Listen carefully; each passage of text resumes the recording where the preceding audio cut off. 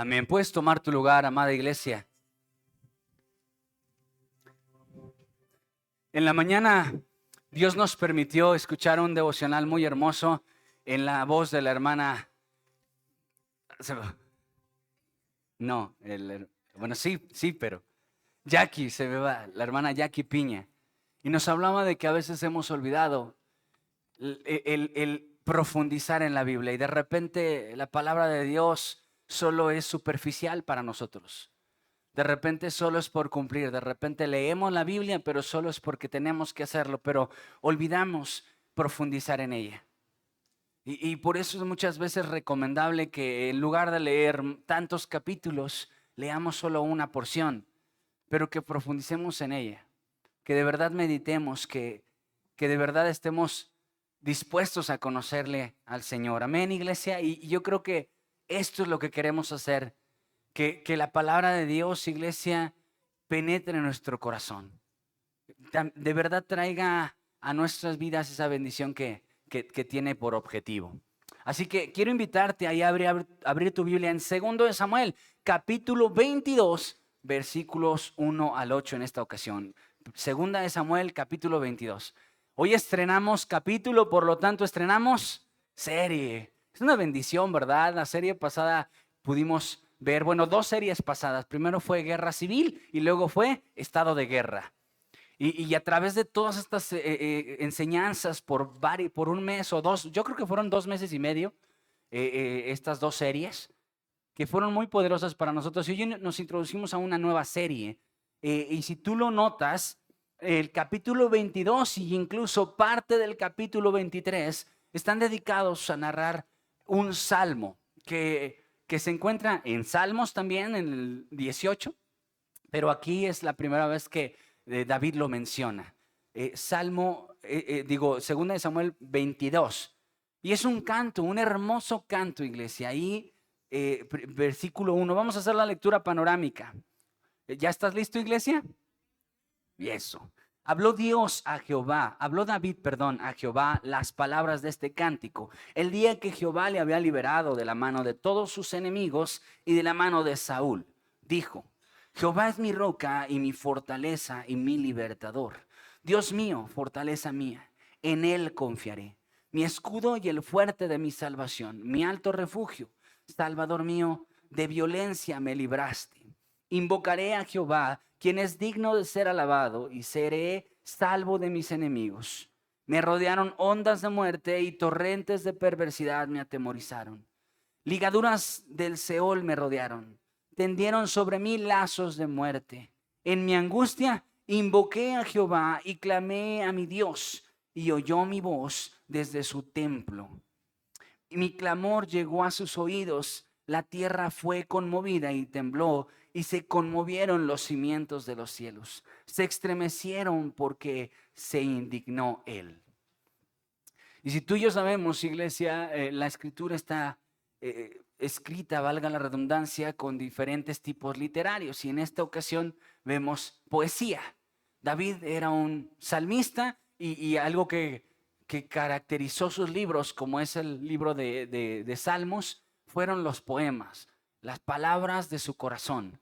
Iglesia, y aquí vemos plasmado durante todo este canto y parte del siguiente capítulo, vemos plasmado a un David, iglesia, que muestra al Dios que conoce, muestra sus atributos. Ahora quiero que sepas que los atributos de Dios se dividen en diferentes. Está el carácter, la naturaleza y la personalidad de Dios, iglesia. Cada uno con sus diferentes atributos. Y es hermoso porque al conocer los atributos de Dios te vas a dar cuenta que son infinitos. Son muchos los atributos de Dios, muchos, ya sea los de su carácter, los de su personalidad o los de su naturaleza. Y a través de este salmo hay algunos de ellos. David conocía a Dios y lo conoció de manera especial, iglesia. Lo conoció a través de circunstancias difíciles. Y mira que la vida de David no fue nada bonita, ¿verdad? Si tú te acordarás, fue una vida llena de tragedias, de equivocaciones y de errores, iglesia. Y muchos de esos escenarios Dios los permitió para que pudieran conocerle. Dios le permitió escenarios trágicos para conocerle y finalmente David plasma que a través de esas tragedias en verdad lo conoció. Y yo quisiera que tú y yo pudiéramos conocer a Dios en el escenario que nos haya tocado vivir en este momento. Fíjate lo que dice la palabra de Dios. Vámonos como hemos sido durante años, versículo por versículo. Dice, habló David a Jehová estas palabras de este cántico, el día que Jehová le había liberado de la mano de todos sus enemigos y de la mano de Saúl, dijo. Y tú dirías, bueno, Saúl es mencionado, pero la realidad es que eso tiene muchos años. Sí, pero recuerda que sus salmos redactaban todo lo que él había vivido con Dios. Y claro, la historia que vivió con Saúl forma parte de su caminar. Entonces aquí lo que enfatiza, sí, si tú te das cuenta, iglesia, podríamos tardarnos muchísimo tiempo en cada versículo porque menciona muchas cosas. Desde David, podríamos hablar de Jehová, podríamos hablar de roca, dice, fortaleza. Hay tantos calificativos del Señor, pero vamos a enfocarnos en los que al menos se enfatizan en cada porción. Dice, Jehová me ha librado de la mano de mis enemigos y al final dice, mi libertador. Así que yo entiendo que el énfasis de este texto, al menos de este versículo, es la libertad. El que Él es libertador. Y ese es nuestro primer punto. Dios es libertador. Y yo sé que es un atributo que tú y yo podríamos decir, bueno, pues claro, ¿no? Dios es libertador. Pero ojalá y tú y yo podamos entender de qué nos libró el Señor. No solamente que sea un mote con el que nos dirigimos al Señor, libertador, pero ¿de qué me libró? ¿Cómo obtengo esa libertad? ¿Por qué no me siento libre y vivo como esclavo? Entonces, iglesia, vamos a ver qué dice la Biblia. Gálatas 5:13 dice. Porque vosotros, hermanos, a libertad fuisteis llamados, solamente que no uséis la libertad como ocasión para la carne, sino servíos por amor los unos a los otros. Amén. Así que este primer versículo, amada iglesia, nos da el primer punto de nuestro mapa espiritual. Para quienes fueron criados con Dora la Exploradora lo van a entender más rápido. Mira lo que dice, hermanos, a libertad fuimos llamados. ¿Qué es lo primero que te dice Dios hoy? Que la libertad es un llamamiento, una invitación. Es decir, que no es una imposición. Él no tiene un paquete completo. Cuando tú vas a McDonald's y pides el paquete número 1, ya te incluye el juguito, la caja y las papitas, ¿cierto, no? Pues con Dios no es así. Tú y yo decidimos qué aceptar de su mano, porque tanto la santidad como la salvación y ahora como la libertad son invitaciones del Señor. Él te llama, como cuando llegó con Pedro y le dijo, ¿qué, iglesia? Sígueme, ¿verdad? Ahí en PIB Sur mencionábamos que muchas veces le decimos, Dios, ve conmigo a mi negocio, ve conmigo a mi trabajo, ve conmigo a este viaje. Y Dios no es seguidor de nadie. Dios quiere que tú lo sigas a Él. Y cada que llamó a alguien, lo invitó a qué, iglesia? A seguirle. Así que seguir a Jesús también es una invitación. Como la libertad. Dice la Biblia, fuimos llamados a libertad. Pero si no quieres, iglesia, no es a fuerza, ¿eh? Tú estás siendo llamado a libertad. Pero si tú quieres la esclavitud, Dios, ¿qué, iglesia? Respeta tu decisión. Si tú quieres ser esclavo de tu pasado, esclavo de tu pecado, esclavo de manías, esclavo de carnalidades, esclavo del trabajo, esclavo del dinero, que es de decisión de quién es, iglesia, nuestra. Pero si le decimos, no, pero yo quiero aceptar la invitación que me estás haciendo, Dios, porque hoy entiendo que la libertad es un llamamiento, llamados a ser libres. Dice aquí una cláusula importante espiritual, iglesia. Solamente que, ¿qué, iglesia? Solamente que no uses esa libertad como ¿qué? Ocasión de la carne o para la carne.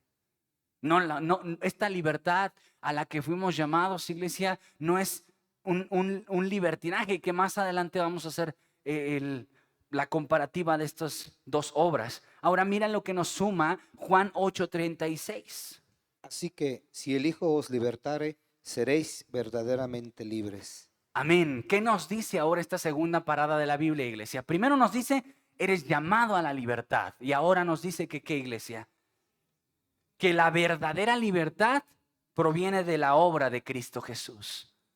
Así que, iglesia, la libertad no tiene que ver con un ejercicio humano, no es obra humana. La libertad es la obra de Cristo Jesús. Y eso debería descargar tu corazón, porque tú no vas a ser libre, iglesia, por tu esfuerzo. Vamos a pensar de una persona drogadicta. Una persona drogadicta no puede ser libre por sí mismo. La verdadera libertad, iglesia, procede de Cristo Jesús. Hay otra cosa parecida para un drogadicto o ex drogadicto. Se llama abstinencia. Y tú puedes alejarte de lo que te causa dolor y fracaso. Pero eso es solo abstinencia. Pero alejarte de algo no te garantiza nada. Hay gente que se aleja del pecado, pero no se acerca a Dios. ¿Me escuchaste eso? Tú te puedes vivir alejando de medio mundo. De hecho, fíjate, los monjes tuvieron esa intención. No sé si tú sepas, los monjes se alejaban y se recluían en los monasterios, en las montañas, con el objetivo de alejarse del mundo. Pero ¿qué crees? No se acercaban a Dios, a pesar de que eran monjes. Entonces el pecado habitaba en ellos y terminaron haciendo una de barbaridades ahí, en los monasterios, porque se alejaban del mundo, pero no se acercaban a Dios. A eso se le llama abstinencia. Y tú te puedes abstener de muchas cosas. Te puedes abstener y ser de esos cristianos persinados para todo.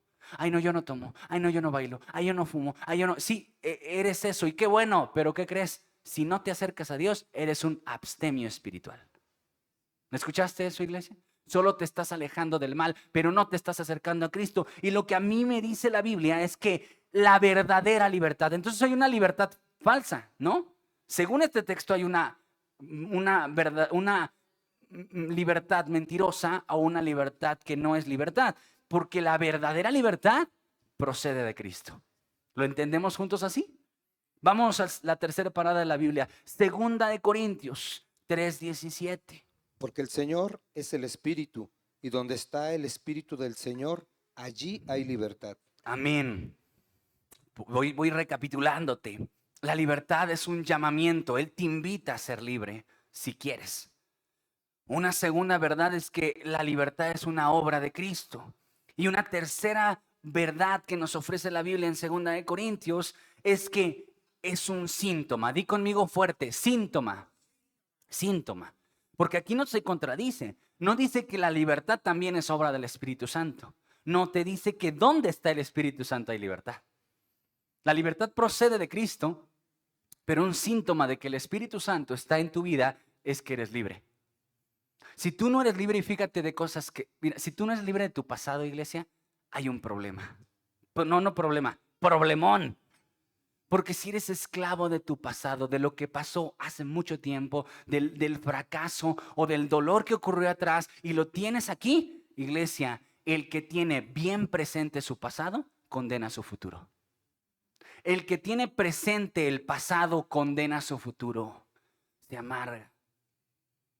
No es bendecido. ¿Por qué, iglesia? La realidad es que Dios quiere tu libertad, pero esa depende de la obra de Cristo y de la presencia del Espíritu Santo, según este texto. Si el Espíritu Santo está, dice, donde está el Espíritu, hay libertad. Vamos a transformarlo en negativo. Donde no está el Espíritu Santo, no hay libertad. Y tú puedes estar en la iglesia, pero no está el Espíritu, no hay libertad. Es una realidad, iglesia. Por eso muchas personas cuando llegan a la congregación y el Espíritu Santo es invocado en esa congregación, sienten algo diferente. Porque donde el Dios está, está la libertad. Amén. ¿Lo entiendes así conmigo también? Vamos a una cuarta parada también ya en Segunda de Corintios 6, 12, ¿no? 6:12. 6:2. Todas las cosas me son lícitas, mas no todas convienen. Todas las cosas me son lícitas, mas yo no me dejaré dominar de ninguna. Sí, tenía razón, Gera. Primero es Primera de Pedro. Una disculpa. No, lo vamos a abordar, pero era necesario primero este versículo.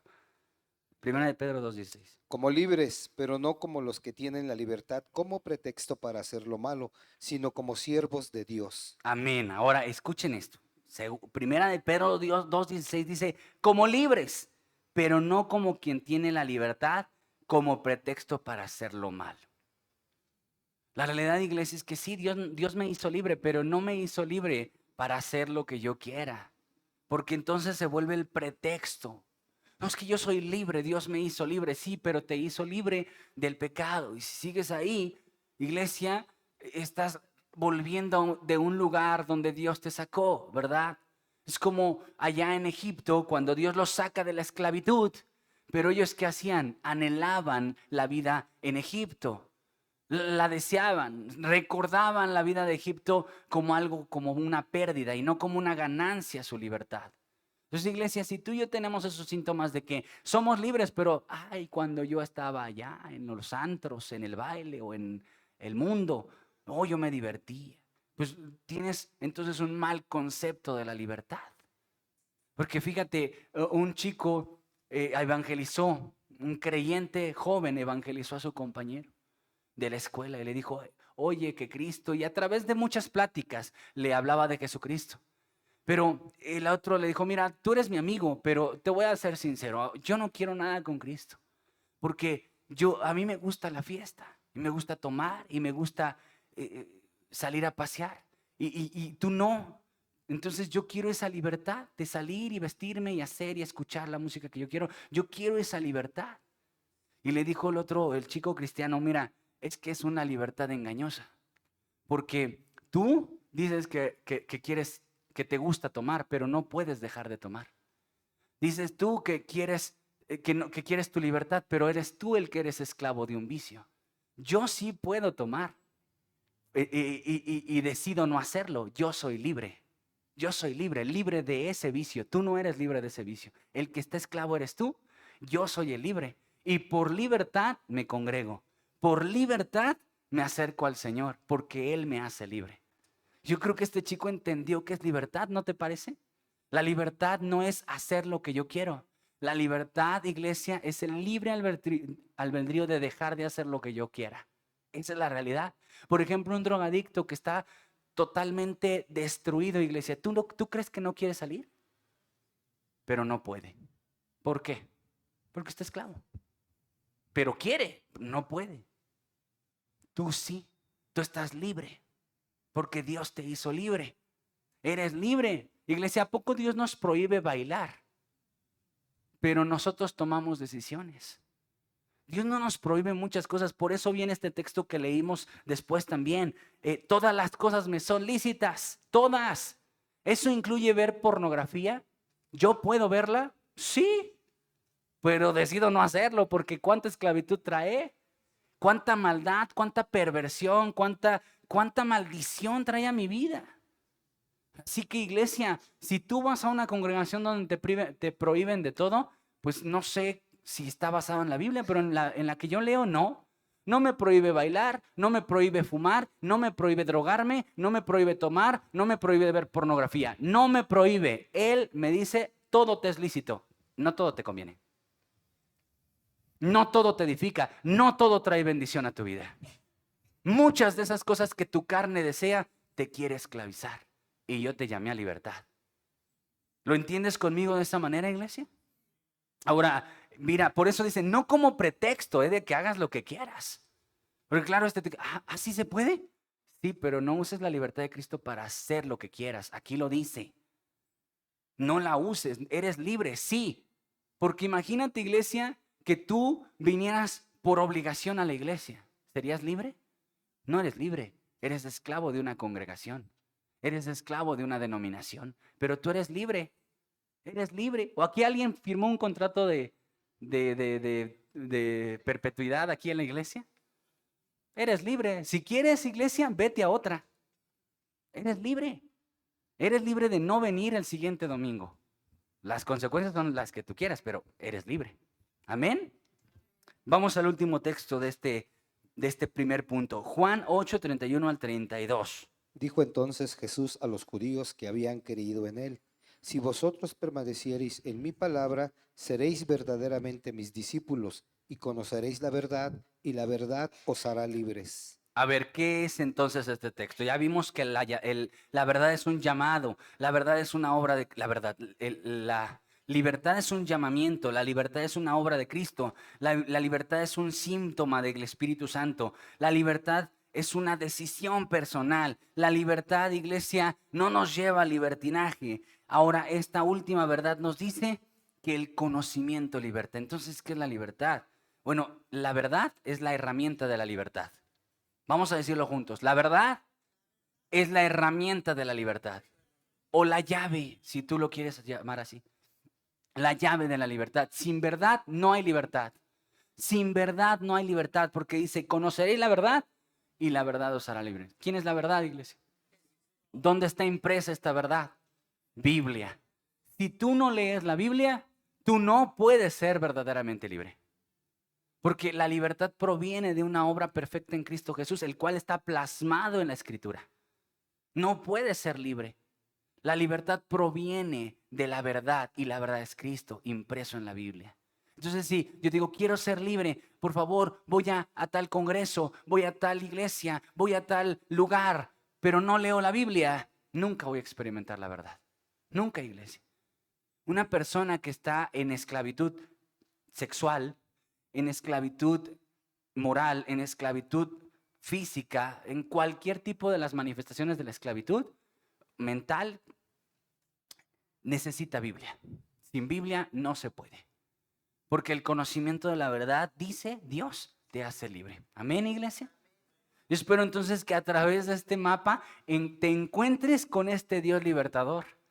Así David pueda con ese cántico hermoso decir, Él es mi libertador. Y que tú y yo no solamente lo cantemos y lo leamos, sino que también digas, sí, también soy libre. Él es mi libertador. Lo conozco esa libertad. Amén.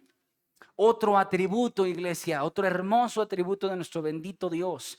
Versículo 3. Dios mío, fortaleza mía, en Él confiaré. Mi escudo y el fuerte de mi salvación, mi alto refugio, Salvador mío, de la violencia me libraste. Ahora tú y yo podemos una vez más observar mucha obra y muchos atributos en este texto, como por ejemplo salvación, refugio, fortaleza, pero el que más se repite es fortaleza. Fortaleza mía, mi escudo, mi fuerte, mi alto refugio. Entonces, no nos vamos a clavar en todos, iglesia, porque no terminaríamos, aquí nos aventaríamos un buen ratote. ¿Tú quieres conocer un poco más de este salmo? Léelo y estúdialo y vas a ser más bendecido todavía. Pero vámonos un poquito más a los resúmenes de cada texto. Por eso imagínate, iglesia, si verso a verso no avanzamos y no la profundizamos, imagínate cuando así le metamos más intensidad. No te acabas la Biblia, iglesia. No te la acabas. Nosotros en años de verso a verso hemos abarcado ¿cuántos libros? Jueces, Ruth, Primera de Samuel, todavía no acabamos Segunda de Samuel. Estamos con Timoteo en Tesalonicenses en la mañana. Bueno, no hemos acabado. Una vez di verso a verso Juan ahí en internet, o Lucas, ¿no? Di Lucas. O sea, no nos quedan demasiados libros como para irnos verso a verso. Y ya que acabemos, como en 200 años, le regresamos. Ay, bueno, no vimos tantas cosas en Génesis, regresemos. Sería hermosísimo, ¿no te parece, iglesia? Que la Biblia es profunda. Mira lo que dice entonces acerca de este atributo de Dios, fortaleza. Fortaleza es este otro atributo de nuestro Señor. No es un atributo de su naturaleza. La naturaleza de Dios, iglesia, es la omnisciencia, omnipotencia y omnipresencia. Son atributos naturales de Dios, de la divinidad. Son intransferibles, intransferibles. Pero estos atributos de carácter son transferibles. ¿Qué significa? Él es un Dios libertador y transfiere su libertad. Te hace libre como Él es libre. Él es un Dios de fortaleza y te transfiere fortaleza. Pero, por ejemplo, es un Dios de omnipotencia. ¿Te hace omnipotente? Es ese atributo divino y natural de Dios. Nadie lo posee, solo Él. Amén. Bueno, vamos a ir también mencionando algunas especificaciones teológicas. Filipenses 4:13. Todo lo puedo en Cristo que me fortalece. Es un versículo que no sabemos de memoria. Es de los más populares de la Biblia, ¿cierto o no, iglesia? Todo lo puedo en Cristo que me fortalece. Porque, iglesia, la fortaleza es un atributo que Dios quiere que tú conozcas. Porque está tu fuerza. Tú fuiste creado con cierta fuerza, ¿cierto o no, iglesia? Algunos más que otros. Por ejemplo, por naturaleza el hombre es más fuerte que la mujer. Dios le dio esa capacidad al hombre, ser fuerte. Y a la mujer no se la dio de la misma manera, sin en cambio tiene fuerzas. ¿Y con fuerzas humanas se llega lejos, iglesia? Pensémoslo bien, ¿eh? ¿El hombre puede llegar lejos con fuerzas humanas? Pues puede lograr una carrera a través de sus esfuerzos. Puede lograr construcciones enormes a través de sus esfuerzos. Sí, sí llega lejos. Pero ¿sabes qué, iglesia? La fortaleza del Señor, tú la conoces cuán necesaria es cuando llega a tu vida circunstancias más allá de tus fuerzas humanas. Más allá, porque hay cosas que dices, esto no lo puedo, a ver, con tu carrera y tus grandes logros, logra el consuelo en una muerte, iglesia. ¿Se puede? Voy a agarrar mi título y abrazarlo porque de aquí me agarro fuerza. No se puede, ¿verdad? Voy a ir a mi casa, la voy a abrazar para encontrar fortaleza. Voy a agarrar mi carro, lo voy a abrazar y ahorita me fortalezco. No se puede, iglesia. Ahí te das cuenta que las fortalezas del hombre son limitadas, pero la fuerza de Dios es ilimitada y tú y yo la necesitamos.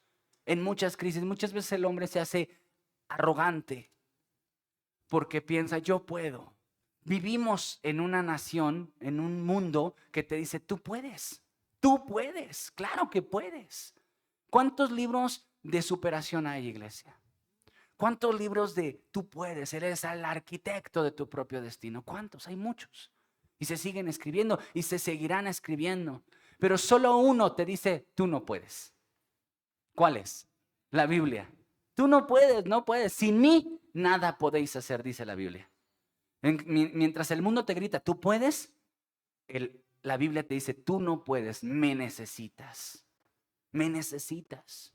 Necesitas conocer mi fortaleza. Y que en primera instancia, Filipenses 4:13 dice, Cristo que me fortalece. Entonces, la fortaleza de Dios es una obra de Cristo también. Así como la libertad, la fortaleza es una obra de Cristo Jesús. Pero aquí sí te puedo decir que no solo de Cristo Jesús, esta sí también proviene del Padre y del Espíritu Santo. Amén. No es una obra exclusiva de Jesús. Es una obra que también la hallas en el Padre y en el Espíritu Santo. Por ejemplo, la revelación de la Escritura, iglesia, es una obra del Espíritu Santo exclusivamente. Dios se la dio. Entonces solo el Espíritu Santo te revela las Escrituras. Pero, escucha, solo el Padre te revela al Hijo y solo el Hijo te revela al Padre. ¿Vamos entendiendo? O sea, hay obras exclusivas del Señor. Ahora mira lo que nos abona también en este mapa espiritual, Isaías 41:10, que también te has de saber. No temas porque yo estoy contigo. No desmayes porque yo soy tu Dios que te esfuerzo. Siempre te ayudaré, siempre te sustentaré con la diestra de mi justicia. ¿Qué es la fortaleza de Dios? Porque ya vimos que la fortaleza del hombre tiene límites, pero la fortaleza de Dios es ilimitada. Ya vimos que la fortaleza del hombre tiene alcances, pero la fortaleza de Dios comienza donde termina la del hombre. La fortaleza de Dios, según el texto de Isaías, es una promesa. Él promete estar contigo, promete fortalecerte. Dice, yo soy tu Dios que te esfuerzo, que te lleno de fortaleza, que pongo fuerzas en ti. Iglesia, Dios nunca te evita ningún problema, ¿eh? Dios nunca te evita la enfermedad, nunca te evita el conflicto, pero sí te promete fortalecerte en medio de eso. Y de verdad, iglesia, te lo digo por testimonio, porque puedo decirlo, Dios me ha fortalecido. No, y te voy a decir así, no físicamente, no, porque me siento débil como no tienes idea. Parte de los síntomas de mi enfermedad es la debilidad extrema. Y las escaleras las subo así como, uy. Y yo podría decir, pero tú dices que me vas a fortalecer y nomás no veo cuándo. No, pero Él no me habla de esa fortaleza, es una fortaleza espiritual. Es una fortaleza más allá. Y yo lo he experimentado, te lo puedo decir, sí es cierto, que Dios fortalece al débil. Y cuando sí estoy desanimado, no hay persona de ustedes que por más bien intencionado me hablen y, pastor, que me fortaleció Víctor, me fortaleció Vicente, me fortaleció Carlos. No, podrían animarte, pero no te fortalece. La fortaleza es una obra de Cristo Jesús, de Dios el Padre, según el texto en Isaías. Y además Isaías 40:31 también dice, Pero los que esperan a Jehová tendrán nuevas fuerzas, levantarán alas como las águilas, correrán y no se cansarán, caminarán y no se fatigarán. Amén, amén, amén. Ahora, si esto lo tomamos físicamente, al menos yo diría, pues no veo, como que este texto lo voy a quitar porque yo nomás no veo eso de que correr. El otro día me puse a jugar correteas con mis hijos en la casa, que cuánto puede ser. No terminé mal, iglesia. Mal, dije, ¿para qué me puse a correr? Y ahora juego con David los dinosaurios y con Tiago los Legos, porque esto es más calmado. Esto no me va a llevar a la cama. Pero ¿sabes qué, iglesia? Este texto también es espiritual y te habla de una renovación. La fuerza tiene que renovarse. La fuerza, iglesia, no es una obra que sea como la salvación. Escucha bien, la salvación es un acto que Jesús hizo una vez y para siempre. No necesitas renovar la salvación, ¿verdad? No puedes decir, ay, ya hace cuánto que no oro por la salvación. Mañana oro porque hay que darle un cambio a la salvación. No, la salvación en cuanto la tienes para siempre. Es una obra perpetua del Señor. Pero la fuerza, la comunión, son obras que tenemos que vivir diario, ¿cierto o no, iglesia? Renovar. ¿Por qué, iglesia? Porque, iglesia, si tú necesitas renovar fuerzas es porque aplicaste fuerzas espirituales en algo. Si estás luchando, como dice la Biblia, pues cada día te cansas espiritualmente, pues entonces necesitas renovarte diario espiritualmente. Si tú vienes cada domingo a renovar tus fuerzas, iglesia, pero ¿qué crees? Estas fuerzas se te acaban el lunes. Por eso es que hoy es fracaso, porque a lo mejor eres fortalecido el domingo, pero derrotado el lunes o martes. Y el martes, miércoles, jueves y viernes no tienes contacto con Dios, no eres fortalecido. Y si no estás fortalecido, ¿qué estás? Débil. Ahora, ¿tú qué crees que Satanás ataca? ¿Fuertes en la fe o débiles? Ya lo hemos visto. Cuando Jesús tuvo hambre, Satanás aprovechó esa debilidad. Ya lo hemos visto en Jueces. Dice la Biblia que cuando los judíos estaban débiles, atacaron el enemigo. El enemigo es un estratega. Él no te va a atacar cuando estás fuerte. Te va a atacar en tu debilidad. ¿Qué es tu debilidad, iglesia? No, pues fíjate que no, yo sí estoy bien fuerte. ¿Qué es tu debilidad? A lo mejor tu debilidad son las mujeres. Tu debilidad es la pornografía. Tu debilidad es el dinero. Tu debilidad es tu familia. Hay muchas debilidades y ahí ataca el diablo, donde tú estás débil. Hay gente que es débil. Yo te voy a hablar una debilidad, porque cuando tú sabes cuáles son tus debilidades, es mejor la victoria para tu vida. Si conoces tus debilidades, porque el que no sabe cuáles son sus debilidades, iglesia, es más vulnerable. ¿Cierto o no? Yo soy débil, iglesia, en las comparaciones. Cuando a mí me comparan con alguien, hay una debilidad en mi vida. Porque yo de por sí, por mi seguridad, soy tendiente a compararme. Ahora, si alguien más me compara, pues peor. Peor para mí. Ahí hay una debilidad en mi vida que Satanás usa y que me hace eco. ¿Ya ves lo que dijeron de ti? ¿Ya ves cómo te compararon? Entonces, iglesia, detecta tus debilidades, ya sean sexuales, ya sean morales. ¿Cuál es tu debilidad? Bueno, ahí Dios quiere fortalecerte. Porque la Biblia dice que Dios perfecciona su creación, sus creyentes en las debilidades. ¿Cierto o no, iglesia? Ahí te perfecciona. Pues esperé un poquito más de entusiasmo, pero bueno. Amén, amén, gracias, un aleluya, es suficiente, Señor. Mira, vamos a seguir. ¿Qué dice entonces la palabra de Dios en Efesios 6:10? Por lo demás, hermanos míos, fortaleceos en el Señor y en el poder de su fuerza. Amén. La fortaleza tiene una fuente, la fuente inagotable del poder de Dios. Porque mira, una vez más, tenemos que comparar la fortaleza de los pozos donde vamos. Pero cuando vas a Dios, la fortaleza es ilimitada, porque dice, por lo demás, hermanos míos, fortaleceos en el Señor y en el poder de su fuerza. Híjole, es que cuando tú conoces la fortaleza del Señor, dices, es inagotable, es mucha la fortaleza de Dios. Y entonces cuando conoces a Dios, ya no necesitas la fortaleza de nadie más. Mira, salud, hermana. Cuando Job vivió la tragedia que vivió, murió la muerte de todos sus hijos el mismo día. Dice la palabra de Dios que llegaron sus amigos a fortalecerle, dice exclusivamente. Pero bueno, ya nos dimos cuenta que no era su don, ¿verdad? No era su ministerio el fortalecer a los que estaban pasándola mal. ¿Cuándo es cuando conoció Job la fortaleza? Cuando Dios habló con él. Entonces, iglesia, tú puedes rodearte de gente que te ama y de gente muy bien intencionada para contigo, pero su fortaleza no se compara a la fuente inagotable de nuestro Dios. Amén. Últimos versículos, segunda de Timoteo 2:1.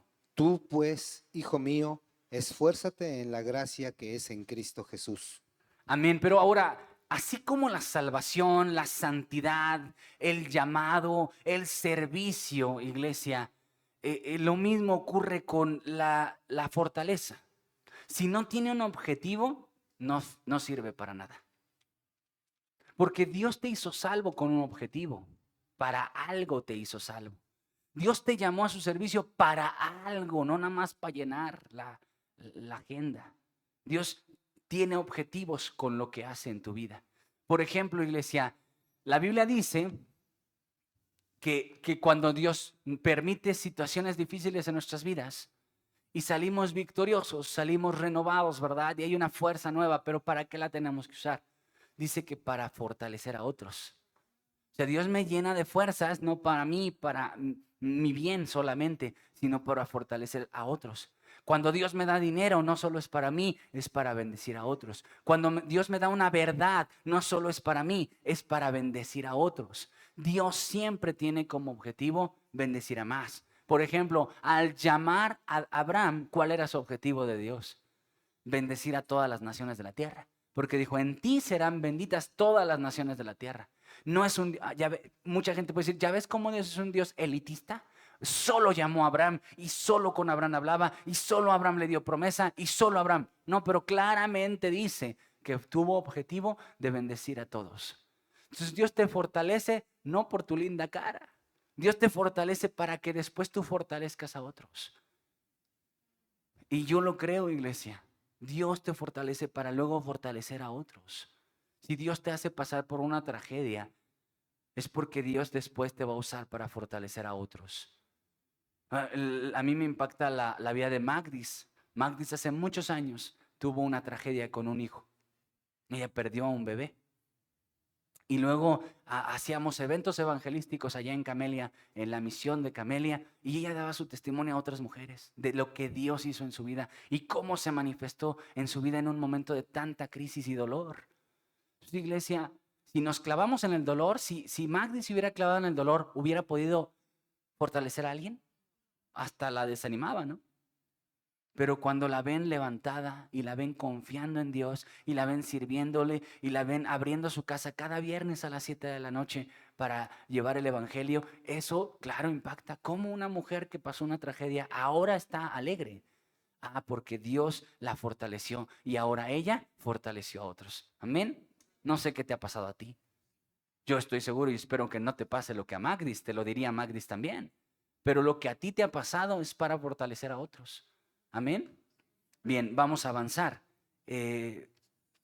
Mira lo que dice, ya acabamos este punto, ¿verdad? Vamos al punto número 4. Ya bien rápido, hermanos. ¿Sí? Ponte las pilas, Gerardo, porque tú me confundes. 3, gracias. Mira lo que dice la palabra de Dios ahí en el versículo 4. Dice la palabra, invocaré a Jehová, quien es digno de ser alabado, y seré salvo de mis enemigos. Y aquí el atributo, iglesia, ¿cuál crees que es? Digno. Digno es un atributo de carácter de Dios o de la personalidad también de Dios. Fíjate, iglesia, la dignidad es un atributo que nosotros tenemos que saber que le pertenece solo a Dios. Este atributo es intransferible, pero el hombre se lo adjudica porque muchos de nosotros llegamos a sentirnos dignos, merecedores de algo.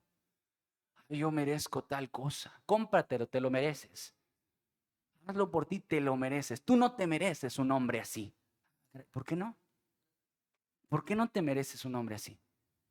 Si Jesús vivió peor maltrato que tú y era digno de ser alabado y se agarró hermanos que le llamaban loco, discípulos que no le creían, un pueblo que no lo quería recibir, ¿por qué tú sí eres digno de un mejor hombre o una mejor mujer? ¿Por qué?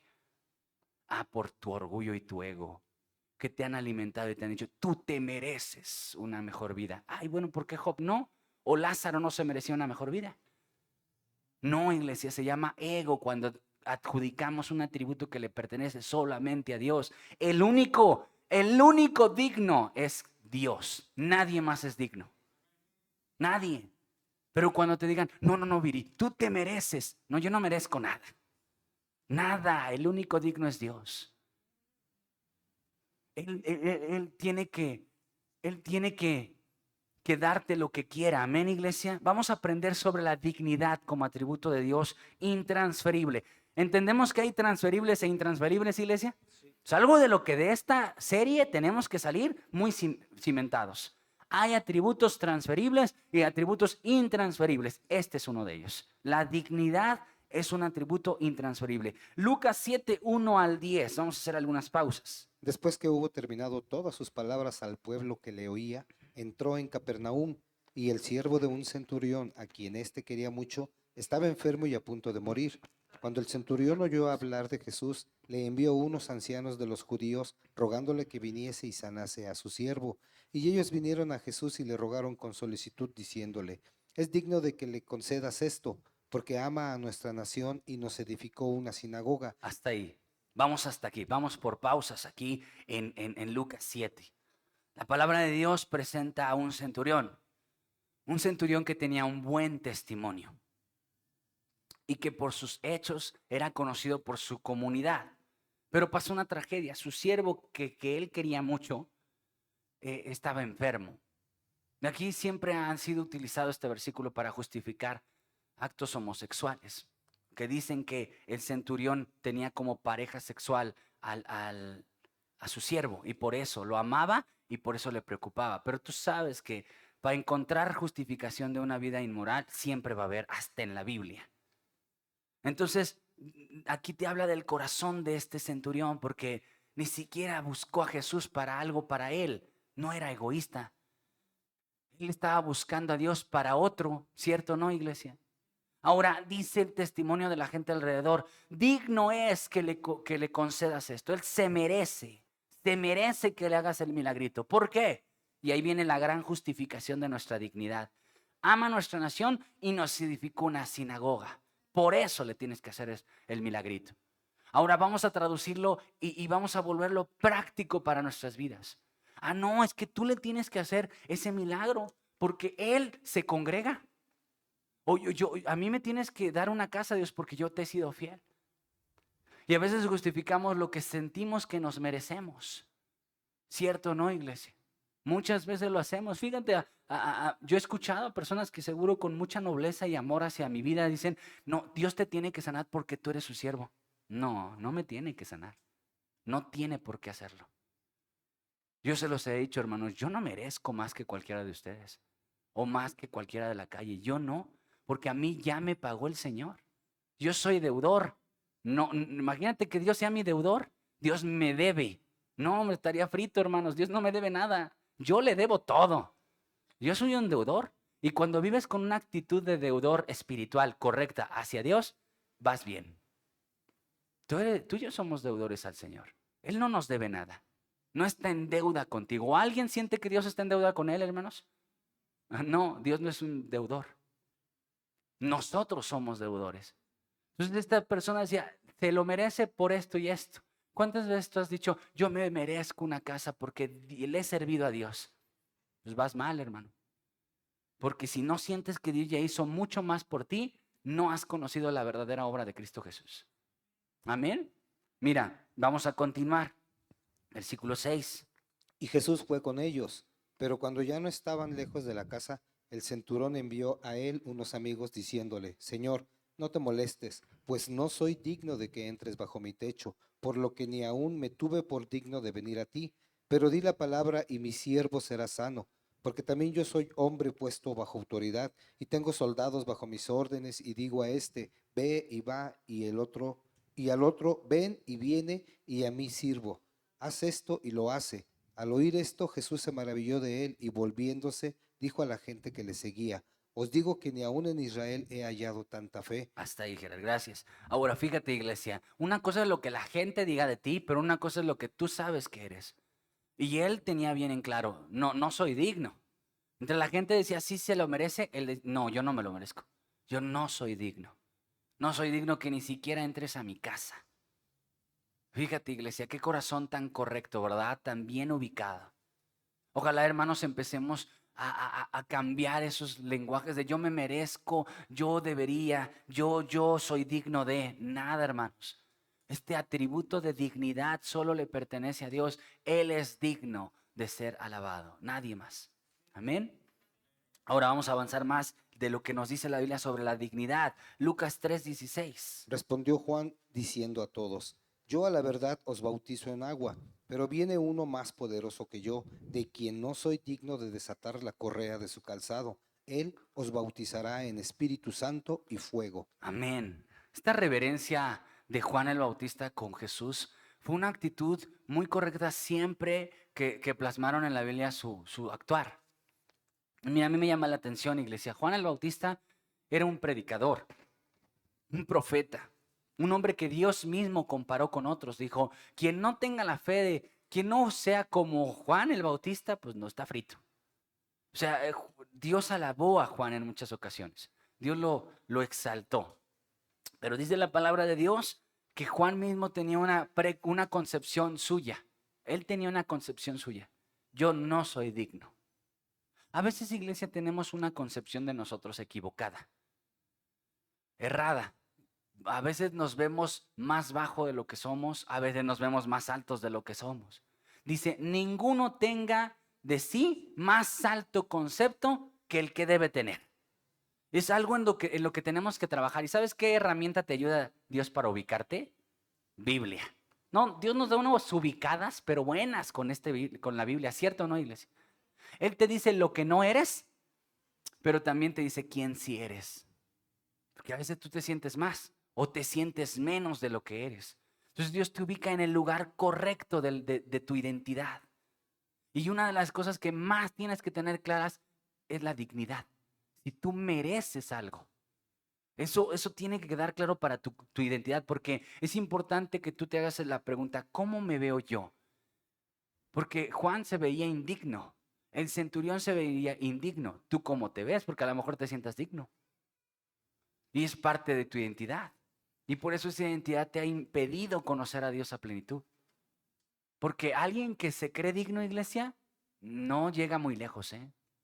Y no puede experimentar a Dios a plenitud. Dime tú si alguien que se crea digno de algo puede experimentar a Dios a su plenitud.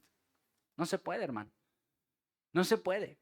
La Biblia dice que el que se acerca a Dios primero tiene que reconocerse pecador, indigno de acercarse a Él. ¿Qué hizo el hijo pródigo, yo le decía, cuando se regresó a su papá? No merezco. No merezco que me llames hijo, no merezco que me trates como hijo, no merezco. Hazme como un siervo, como un sirviente. Y qué corazón tan correcto, ¿verdad? Primero llegó diciendo, dame mi parte. Llegó diferente, pero luego regresó diferente, ¿verdad? No merezco que me llames hijo. Y por eso lo abraza el padre, ¿verdad? Imagínate que hubiera llegado el hijo pródigo inflado. Oye, me merezco una mejor vida. Yo no me merezco comer algarrobas si soy hijo de un rey. ¿Cuántos predicadores te dicen, tú eres hijo de rey, tú eres un príncipe? Sí, entendiéndola de la manera correcta, pero eso muchas veces infla nuestro ego que de por sí se infla solito. ¿Cierto, no, iglesia? Que tú no mereces nada. Tú y yo no merecemos nada. Entonces es importante que la Biblia te ubique en dónde estás frente a Dios. El hijo pródigo dijo, no merezco. El centurión dijo, no merezco. Juan el Bautista dijo, no merezco. Común denominador de la gente que tiene una identidad correcta en Cristo es que reconocen quién es digno. Amén. Mira, vamos a avanzar. Vamos al punto 4 ahora sí, ¿verdad? Sí, punto 4, versículos 5 al 8. Me rodearon ondas de muerte y torrentes de perversidad me atemorizaron. Ligaduras del Seol me rodearon, tendieron sobre mí lazos de muerte. Y en mi angustia invoqué a Jehová y clamé a mi Dios. Él oyó mi voz desde su templo y mi clamor llegó a sus oídos. La tierra fue conmovida y tembló y se conmovieron los cimientos de los cielos y se estremecieron porque se indignó él. Ahora, vamos a observar en estos textos, iglesia, qué atributo el Señor asoma, qué atributo el Señor nos muestra, que dice, esto es lo que quiero que aprendas. Porque tú sabes que ninguna escritura es desperdicio en la Biblia. Todas nos revelan algo. Y quiero serte sincero, en este punto tardé mucho tiempo. Porque yo le decía, no me voy a brincar, Dios, te aviso, no me voy a brincar hasta que me digas cuál es ese atributo, porque no voy a avanzar 10 versículos, ya es mucho 3. Necesito verte, necesito que tú me digas cuál es. Y sabes, iglesia, hay un énfasis aquí. Seguramente hay mucho más, porque ya lo hemos mencionado, pero aquí hay un énfasis que robó mi corazón. Dice, desde su templo, o yo desde su templo. Entonces yo me imaginé al Señor en su templo porque así lo dice la Biblia, que Él está sentado en su glorioso templo. Él está ahí, sin embargo me oye, que yo estoy aquí en la tierra. Y luego claro dice, la tierra se fue conmovida y los cielos se estremecieron. Entonces te habla que el Señor está en dos partes al menos, que ejecuta su voluntad en todo lugar. ¿Qué podemos aprender aquí? Un atributo divino de la naturaleza de Dios, intransferible, omnipresente. Él está en todo lugar. Está en su templo, pero también está aquí. Está en los cielos, pero también está en la tierra. El Señor es omnipotente. Amén. ¿Qué podemos aprender de este preciosísimo atributo del Señor, intransferible como la dignidad? Salmo 139, 7 al 10 dice: ¿A dónde me iré de tu espíritu? ¿Y a dónde huiré de tu presencia? Si subiera a los cielos, allí estás tú. Y si en el Seol hiciere mi estrado, he aquí, allí tú estás. Si tomare las alas del alba y habitar en el extremo del mar, aún allí me guiará tu mano y me asirá tu diestra. Gracias. Escucha, Dios está en todo lugar. Es una verdad que tú y yo podemos confesar rápido, pero es importante que sepas bien sobre la omnisciencia de Dios. Hay una diferencia abismal entre la omnisciencia de Dios, la omnipresencia, perdón, de Dios, la omnipresencia de Dios y la presencia de Dios. Omnisciencia es que, omnipresencia, perdónenme, la omnipresencia es que Dios está en todo lugar, pero la presencia de Dios no es la manifestación poderosa del Señor, que no se manifiesta en todo lugar. Bueno, pero ¿cómo? Dice que está en todo lugar, pero no está en todo lugar. No, tienes que entenderlo perfectamente bien. Dios ahorita está aquí, como está en China, como está en los burdeles. Está Dios en todo lugar, porque su presencia, su omnipresencia llena toda la tierra. No hay lugar donde el hombre se pueda esconder. Digan, vénganse, vamos para acá, porque aquí no está Dios. Aquí no ve. Aquí pierde señal el Señor. Como que se le va el wifi aquí. Aquí podemos hacer todo y Él no se va a enterar. No, Dios está en todo lugar, en todo momento y en toda circunstancia. Pero la presencia de Dios, la manifestación de Dios, no está en todo lugar. Esa se encuentra donde Él es glorificado, reconocido, alabado, invocado. Amén, iglesia. Entonces, si efectivamente Dios está aquí, por eso muchas iglesias son frías, no por la temperatura. Son frías porque están ahí, pero no invocan al Señor. Están ahí, pero Dios no está ahí con ellos. ¿Se podrá eso, iglesia? ¿Que Dios esté ahí, pero no esté contigo? Sí, sí se puede. Porque no lo invocas, no lo reconoces, no lo buscas. Cuando tú no lo haces, iglesia, Dios no está porque Él va donde es invocado. Entonces en mi casa Él está viendo lo que hago, lo que no hago, viendo todo, pero no se manifiesta. ¿Por qué? Pues no lo llamo, no platico con Él, no leo su palabra. ¿Cómo va a estar, iglesia? ¿Cómo va a cohabitar con tus canciones de corridos tumbados? ¿Verdad? Ay, ahí estoy, hijo, y pon las 7 porque me encanta. No va a estar. Sin en cambio, tú alabas al Señor, pones alabanzas y lo invocas. Señor, ven conmigo, vamos a platicar, te quiero contar lo que pasó. Pues Él va, porque donde le invocan su nombre, ahí está. ¿Lo entiendes así, iglesia? Entonces, Dios está en todo lugar, pero no se manifiesta en todo lugar. Porque esa es la presencia de Dios. Jeremías 23, 24 dice: ¿Se ocultará alguno, dice Jehová, en escondrijos que yo no lo vea? ¿No lleno yo, dice Jehová, el cielo y la tierra? gracias. Este atributo, iglesia, muestra a un Señor que todo lo llena en todos, como lo dice Génesis, como lo dice el Nuevo Testamento. Dios es pleno. Escucha, Dios es pleno, Él llena todo lugar, iglesia. No hay rincón, no hay molécula, no hay lugar donde Dios no esté. No hay. Dios está en todas partes, es la llenura de la omnipresencia de Dios. Es una totalidad, iglesia, totalidad. La llenura, la omnipresencia del Señor. Hechos 17:24. Estamos terminando. El Dios que hizo el mundo y todas las cosas que en él hay, siendo Señor del cielo y de la tierra, no habita en templos hechos por manos humanas, porque donde están 2 o 3 congregados en mi nombre, allí estoy yo en medio de ellos. Amén. Escucha esto, ese era otro texto, Sí. Gerardito. Miren, escuchen bien, iglesia.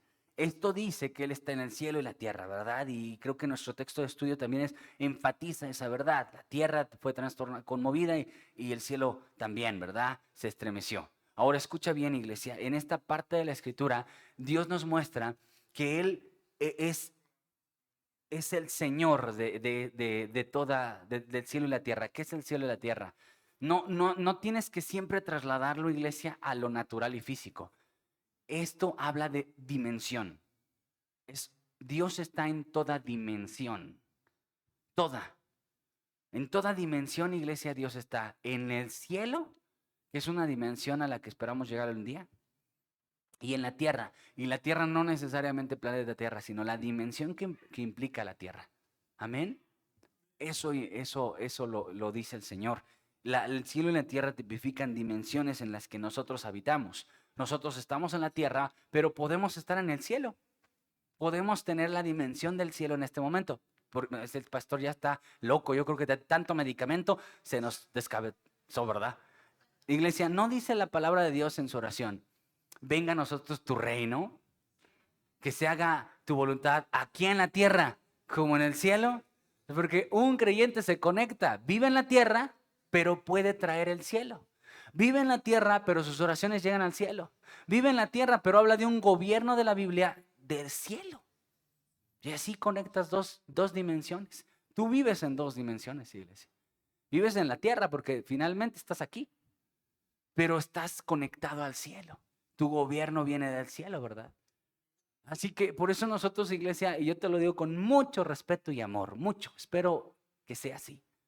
A mí me llama mucho la atención pastores y misioneros echando unas pestes en internet contra las elecciones, pero bárbaros, diciendo, no, si tú eres cristiano y te están limosneando algo y que qué bueno que te dan a tu abuela. Oye, ubícate, pastor, tú no eres de esta tierra. Tú vótale por quien quieras, pero entiende que tu gobierno no es de esta tierra. Echarle a uno y aventarle a otro, y eso es necio. No, pero es que promueven la homosexualidad y el aborto. Todos lo promueven. Tú promueves la vida. Si tus redes sociales están llenas de tiradera, tú no estás promoviendo a Cristo. Tú estás promoviendo otras cosas. Necesitas ubicarte como cristiano. No importa quién haya ganado. No nos importa. Te lo digo yo que para quienes son cercanos a mí saben mi postura política. Yo tengo una postura política y no la menciono ya. Y yo tengo a quién irle y a quién no, pero no me la paso clavado en eso. Es que yo quiero y es porque vamos a estar mejor. No, yo dependo de Dios, no de Xóchitl Gálvez, no de Claudia Sheinbaum, no de Maynes, que tenía una buena rola hasta eso. La verdad. Ya lleva 2 hits. Estábamos platicando en la mañana que esperaba en el sexenio que no nos falle con otro cañonazo, ¿verdad? El siguiente, que se aviente una buena. ¿Qué importa, iglesia? ¿Qué hubiera pasado si hubiera ganado Xóchitl Gálvez? Yo quiero pensar que esos pastores y misioneros, que me da mucha tristeza ver cómo hablan, también le echarían. Yo creo que igual, ¿no? No, triste mujer, ¿y cómo es posible que? Sí, ¿y qué? Tú no eres de este mundo. Y se van a poner peores las cosas. No, ahorita agárrense porque se va a poner bien feo. Pues sí, lo dice la Biblia, que cada día va a estar peor, que la homosexualidad va a crecer, que la muerte a los niños va a crecer. ¿Por qué entonces lo enfatizas? ¿Por qué no hablas de Cristo Jesús y de que vengan, que conozcan la verdad, que vengan aquí? Y en lugar de, la verdad me entristeció mucho escuchar a pastores diciendo que le limoneaban a los cristianos. Bueno, qué bárbaros, hablan con tanta ligereza, que lejos de decir quiero ser cristiano, no, pues menos. ¿Cómo? ¿Cómo? Está enganchado con un mundo al que no pertenece. Y eso a mí me da mucha tristeza. Y a mí me da más tristeza pastores y misioneros. Y peor, misioneros que promueven a Cristo, pero en realidad están llenos de carnalidad con ese tema. No, hermanos, no caigamos en eso. Aquí, yo te lo digo como pastor de la primera iglesia bautista. Yo te pido en el nombre de Jesús que cuides lo que tú publicas. Más ahorita en el mes del orgullo gay. No ataques, no ataques, iglesia. Invita a quien sea a conocer a Jesucristo. No ataques. No le digas, se van al infierno, van a ver cómo les va. No ataques. A ti no te llamaron a convencerlos de pecado. Te llamaron a acercarlos a Cristo y Él hace lo que quiera. Preséntales a Jesús. Preséntaselos. No los ataques. Ni a los políticos. Ni a Claudia Sheinbaum que ganó. ¿De qué te sirve? No, no es ni cristiana. Ninguno ha sido cristiano. Ya que se acercan las elecciones, todos son cristianos. Todos. Pero es mentira y tú lo sabes. Es mentira. Es que el cristiano debe también influir en esas esferas políticas. Si te llamó. Si no te llamó, no le hagas al cuento. ¿Cuál de esos pastores está en la política? Ninguno, pero les gusta opinar de algo al que no fueron llamados. Si te metió a la política, métete y por ejemplo, nosotros tenemos políticos que se congregan aquí. Está Benja. A él Dios lo llamó a influir como creyente en la política. Está ahorita trabajando en gobierno, ¿no, Joel? Bueno, hace muchos años trabaja en gobierno. Él sí fue llamado a la política y él debe influenciar en ese lugar de Cristo a todos ellos. Tú no, porque no fuiste llamado a la política. ¿Dónde te llamó Dios? No, pues al deporte, ahí influencia. Juanita fue llamada al deporte en sus años, ahí tuvo que haber influenciado. ¿Tú en dónde, Roge? Ahí tienes que influenciar. ¿Para qué hablas de la política? No fuiste llamado ahí. No, ya vi sus redes. No es. ¿Sí me estás entendiendo, hermanos? Y como Pip Pachuca no promovemos la carnalidad en ninguno de sus sentidos. No lo vamos a promover, iglesia. Yo creo que tenemos que ser sensatos con ese punto. Sensatos. No te enganches. No, así nos va a ir mal. Bueno, es su bronca. Yo vivo en Cristo y a mí me provee Cristo. Suba el dólar, baje el dólar, esté Sheinbaum, esté Claudia, esté Peña Nieto, esté quien sea. Ni es Dios. Es Dios. Así que, iglesia, vivamos bajo esa verdad. Punto final. Jeremías, no, ya lo leímos. Y ya leímos el último, Gerard nos lo dio ahí en Mateo 18:20. Porque donde están 2 o 3 congregados en mi nombre, ahí estoy en medio de ellos. Y eso es una promesa, iglesia. Su omnipresencia y la presencia manifiesta está donde le invocan. Ahí está, iglesia. Ponte de pie, vamos a orar. Perdón, hermano Chucho. Sí, va a opinar, hermano Chucho.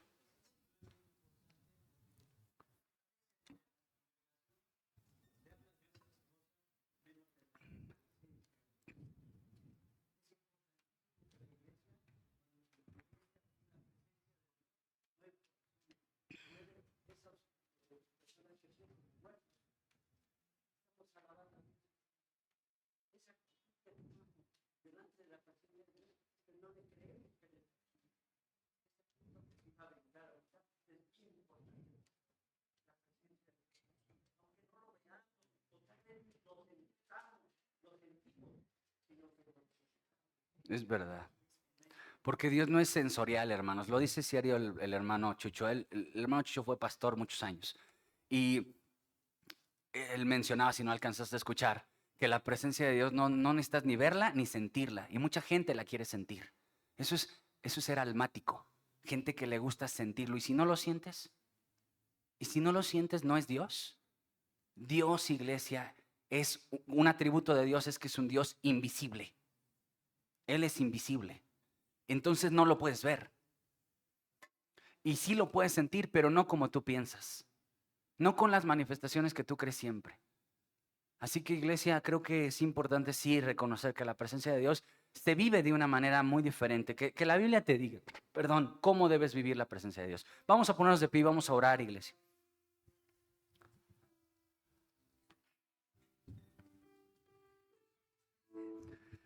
Amado Salvador, queremos darte gracias por esta palabra. Muchas gracias por tu palabra, Jesucristo. Gracias, Espíritu Santo, por traernos una bendita revelación tan poderosa. Y gracias por este salmo, Señor, este cántico de David, porque nos va a llevar al conocimiento de muchos de tus atributos. Y queremos pedirte, bendito Señor, que nos ayude, Señor, a conocerte más y más, Dios. Gracias por tu bendita palabra. Muchas gracias, de verdad, gracias, Señor Dios, por el poder de tu nombre en nuestras vidas. En el nombre de Jesús, amén y amén. Que Dios te bendiga.